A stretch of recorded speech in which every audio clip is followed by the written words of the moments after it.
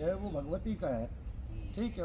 ह्रींग बीज आप जब देखते हैं तो वो किसका, माता का है, बगलामुखी का। तो बगलामुखी के मंत्र में ह्रींग आगे भी आता है पीछे भी आता है, ओम भी आगे आता है पीछे आता है, ठीक है। तो उसमें बीज क्या है, ह्रींग है, ठीक है।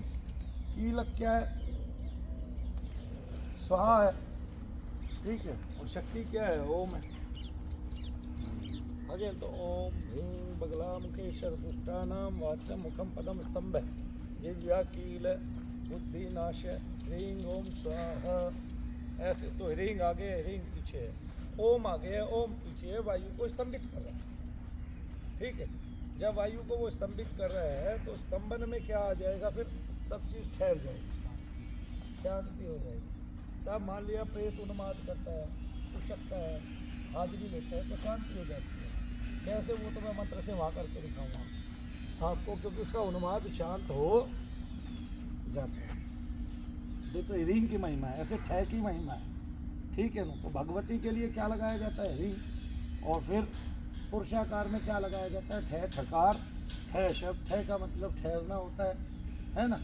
और ठय से जितने भी शब्द बने हैं, जैसे मान लिया ठठेर है, वो एक जगह ठहर के ही काम करेगा, वो बैठ नहीं पाएगा तो काम भी नहीं कर पाएगा, ठहर नहीं, रुकेगा नहीं तो उसका काम नहीं होगा, उसको एक जगह बैठ के ही काम करना पड़ेगा। तो उससे भी ठहरने का अर्थ आता है, ये भी शांति देगा, ठहरा देगा, ठीक है। अगर उधर से अग्नि चली आ रही है तो उसका स्तंभन करेगा, वर्षा चली आ रही है तो उसका स्तंभन करेगा। तो जो शब्द है वही बीज है, और जो बीज है वो सारे काम करता है, और उस बीज का सार यही है। तो अब पता चलता है स्वामी विशुद्धानंद कैसे बीजों से सृष्टि उत्पन्न कर देते थे। तब वो सूर्य की रश्मियों को मिलान करके, मिक्सचर करके क्या करते थे, एक हाथ पे पूरे उद्यान की खुशबू ले आते थे और उसी से कुछ भी पदार्थ बना देते थे जो संसारिक।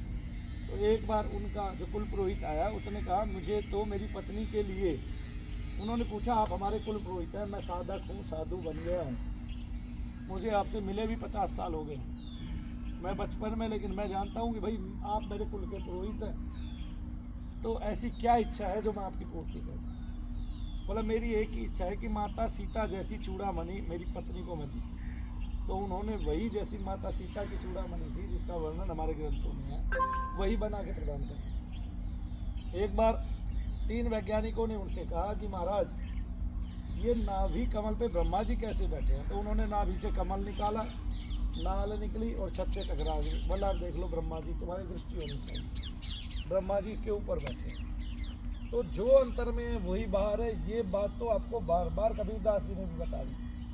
और शब्दों की महिमा क्या है ये पता चलता है। पहले गति को स्तंभन कर दो तो शब्द की महिमा अपने आप याद हो जाएगी। ऐसे तो ठहरना सीख लोगे तो समाधि भी लग जाएगी, शांति भी मिल जाएगी और शक्ति भी मिल जाएगी। शक्ति ठहरने में ही है, रुकने में ही है। शक्ति ठहरा भी देगी, वही करा भी देगी, बस आप उसको जप लो, ठीक है। लेकिन हम तो जैसे नाटक चल रहा है, एक धर्माचार्य जो है लेडी थी, किसी आदमी को बार बार इंसिस्ट कर रही है कि तुम मुझे भगवती बगलामुखी का जाप सुनाओ, और जब वो सुनाता है तो कहती है तुम साधक ही नहीं हो सकते, तुमने काले कपड़े पहन के जाप सुना दिया, ये क्या है ना। भगवती का तो पीले वस्त्र में, अरे भाई वो साधना थोड़ी ना कर रहा है, वो तुम्हें बता रहा है, तुमने पूछा है उससे, उसने जाप बता दिया, क्या हुआ। या तो कोई बताए नहीं तो ये कहोगे ऐसा कोई मंत्र नहीं होता, तुम्हें कुछ भी ज्ञात नहीं है तब भी यही कहोगे, कोई बता दे तब भी यही कहोगे। तुम्हारी तो मूर्खता है, लाल पीले कपड़े देखते हो, हैं जी। अंतर से पीला होना चाहिए। जब अंतर से पीत वस्त्र हो जाओगे, पीत वस्त्रधारी हो जाओगे, तो बाहर के वस्त्रों को कौन देख रहा है, सब कुछ काला ही काला तो है। आप चाहे पीले वस्त्र पहन लो, आज सूर्य ना निकले सब अंधकार में हो जाएगा, ठीक है। लेकिन क्या समझाए, मूर्ख लोग जो है वो धर्माचार्य बन बैठे हैं, और पैसा दे दे के टीवी पे प्रोग्राम करते हैं वो धर्माचार्य, ठीक है। और थोड़ी सी उल्टी सीधी बात हो जाए तो गाली देने लगते हैं। ऐसे धर्माचार्य भारत का भाग्य खराब कर रहे हैं, है ना जी। इस तरह से उनको शब्द नहीं पता, ज्ञान नहीं पता, वो करके नहीं दिखा सकते। आप बगलामुखी का जाप कर रहे हैं, बताइए मुझे करके दिखाइए, उससे क्या करें। तब मैं आज इनको ईश्वर की सत्ता समझा रहा था। आप कर्म करके प्राकृतिक पदार्थ ले सकते हो सारे के सारे। क्यों, आपको प्रकृति तत्व मिला हुआ है, आपको भूत कहते हैं, आपके पूरे शरीर को पंचभूत का है। आप कर्म करोगे तो पंचभौतिक की चीज़ आपको प्राप्त होगी। जिसमें ये 5 वे लगे हुए हैं, जल, पृथ्वी, वायु, अग्नि, आकाश। तो इनमें से जो तत्व जल से और पृथ्वी से बना है और वायु से मिलके बना है, ठीक है, अग्नि से मिलके बना है, वो तत्व जो है आपको प्राप्त हो सकता है। जैसे लकड़ी में अग्नि सुषुप्ति अवस्था में है, लेकिन लकड़ी में अग्नि नहीं है, ऐसा तो है नहीं, तभी तो उसको अग्नि पकड़ लेता है कि उसमें अग्नि पहले से ही व्याप्त है, ठीक है। थोड़ा सा घर्षण होगा तो अग्नि उत्पन्न हो जाएगी। हम हाथों को ऐसे करें, हमारे अंदर भी अग्नि व्याप्त है, कैसे पता चलेगा? ऐसे पता चलेगा, चल गया, ये जरा से इधर में जलने लगा, ठीक है ना। ऐसे करते रहोगे तो गल जाएंगी, नीचे गिर जाएंगी, नहीं जी, गल जाएंगे, गिर जाएंगे कि नहीं। और फिर हम ऐसे करके भी ऐसे करते हैं, देखो, क्योंकि यहाँ शांति होती है, ठंडा होता है, तो उसको गर्मी का एहसास कराते हैं। वापस अग्नि कुछ कहता है, तो फिर हम प्रकृति तत्व को पाके प्रकृति के ही तत्व प्राप्त कर सकते हैं। लेकिन जब हम भगवान से मांगते हैं तो भगवान प्रकृति के तत्व कैसे देगा? वो तो सूक्ष्मता ही देगा, खुद वो कितना सूक्ष्म है ये तो देखो आप, ठीक है। जब आपका आत्मा बाल के अग्रभाग के 10,000वें हिस्से के बराबर है तो वो कितने बराबर है, ठीक है। तो फिर प्रभु कितना सूक्ष्म है जी। ब्रह्म का महात्म्य क्या है? माता जी के हाथ हो नीचे, माता जी के हाथ। फिर ब्रह्म का महात्म्य क्या है? ब्रह्म का महात्म्य ये इतना सूक्ष्म है। फिर आपको सूक्ष्मता ही प्राप्त होती है ईश्वर का दर्शन करने से, ईश्वर का मंथन करने से, उसका चिंतन करने से। तब आप सूक्ष्म शरीर के दर्शन करते हो, आत्म के दर्शन करते हो। इसलिए तो भगवान का भजन करते हैं कि हम उसकी सूक्ष्मता को प्राप्त कर लें, या अपनी सूक्ष्मता को प्राप्त कर ले, तभी तो आप सूक्ष्म शरीर को देख पाते हो, सूक्ष्म शरीर से चल पाते हो। मैं त्यो आध्यात्मिक बनता गया, त्यो सूक्ष्म शरीर काम करता गया। त्यों लोग मेरे, बहुत सारे लोग जो है मेरे वो देखते गए, क्या कहते हैं, दर्शन पाते गए स्वप्न में, और दर्शन में जाके, यानी कि स्वप्न में ही जाके लोगों का कार्य बनता रहा। नहीं ये कितने अनुभव है, लाखों अनुभव है ये। आज काम करते हुए इतने साल हो गए, कुछ है नहीं। तो जो सूक्ष्मता है वो ये है, तो शब्द आधार है, इसलिए हम लोग जाप करते हैं शब्द का आधार लेके। हनुमान जी का बीज क्या है? हम हनुमान जी, इसका मतलब क्या है? आकाश के द्योतक हैं। और हनुमान जी सूर्य के ही सुपुत्र क्यों है? सूर्य से ही वो दीक्षित क्यों है? क्योंकि हम में जो बिंदी आती है वो बिंदु स्वरूप है, आत्म स्वरूप है। यानी कि इस पूरे संसार भर में, ठीक है, केवल वायु ऐसी है जिसका स्तंभन हो जाए। इसलिए हनुमान जी हमेशा ठंडे हैं। क्या है? हमेशा ठंडे हैं, स्तंभन में ही रहते हैं, हमेशा स्तंभन में रहते हैं। जब उनको गर्मी चढ़ती है तो कौन याद दिलाता है? जाबवंत, कि नहीं हनुमान जी आपके अंदर वेग है, उनको याद दिलाना पड़ता है। तो हनुमान जी की जो साधना करता है वो आत्मदर्शन बहुत जल्दी कर लेता है। कहते हैं कि राम की साधना करने से पहले भी हनुमान जी की साधना करनी चाहिए।